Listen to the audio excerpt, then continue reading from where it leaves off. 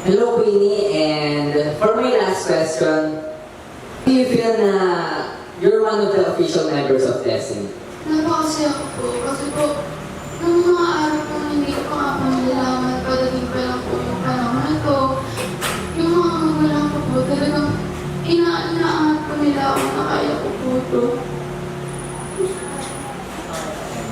Okay lang yan. And for my last question,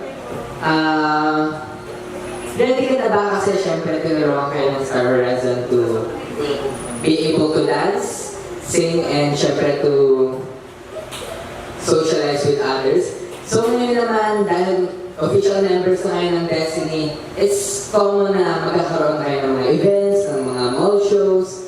So do you think you're confident enough to face those kinds of events and syempre to showcase your skills in front of many people? Yes po. Kasi pinasok ko po ito ng may confident din po ako at gusto ko pong simula at gusto ko din po sila makita pa talaga ng mga tao kung ano meron po akong binigay po bigay sa akin. Thank you, and that's our official member, talaga mga high-spirited guys. Thank you.